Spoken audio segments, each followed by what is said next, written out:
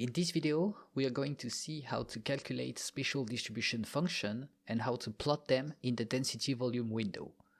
And for that, we are going to use the amyloid dataset that is available on the wiki of the GitHub, and you can find the link in the description.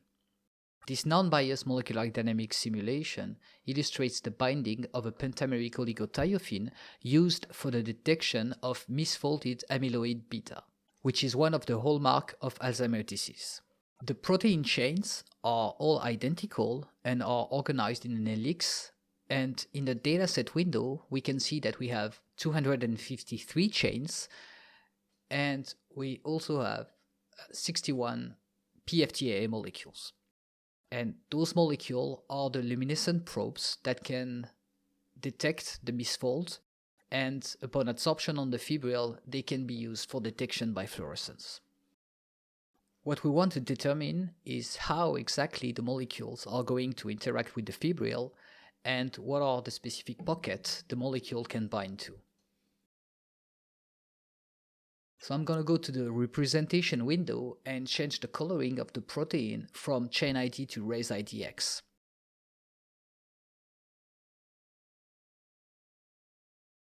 And I'm doing this to illustrate how one residue appears in the next chain with a small twist, as we can see here following the valine residue.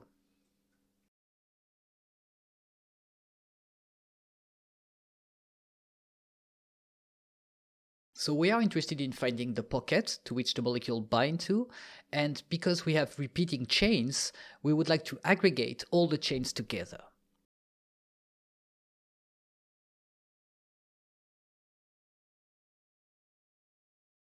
To do that, we are going to define a volume and use SDF for spatial distribution function and put first our reference structure. So here this is all the chains because we want to see the position of the molecule with respect to all the chains. And then come the name of our molecule, so here res name PFT. And finally a cutoff distance. Then I can evaluate by pressing the button or using the Shift plus Enter shortcut. And to visualize the results, I will open the density volume window here, and I will then go to Properties and click on V, and the spatial distribution of the molecule will appear. And you can see that only one chain is represented by default, and this is the first chain of our selection here. I can change the representation to cartoon and the coloring to res IDX, as we have in the spatial view.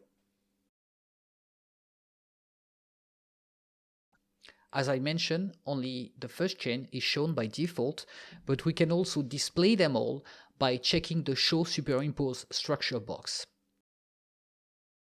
So now we can see all the chains, but for clarity, I'm going to switch back to chain ID coloring so we can see the 253 chains.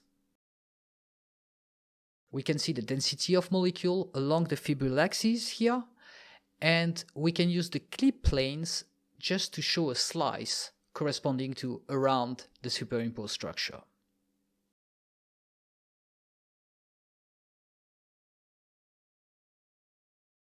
So far we have been using the direct volume rendering, and I'm going to show you how to use instead isosurfaces. I'm going to define two isosurfaces. The first one to illustrate volume with high density of PFT molecules, and a second one to illustrate position with lower density of PFT molecules. To be able to distinguish them, I will have to change the color here and increase the transparency of the low density isosurface to be able to see the high density one.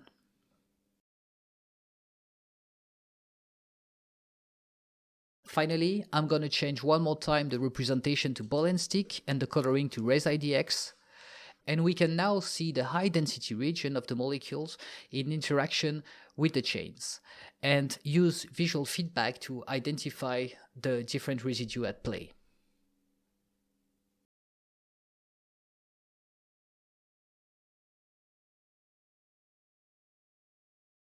As for distances, angles, and dihedral angle, you can get visual feedback of the volume evaluated by hovering onto the expression.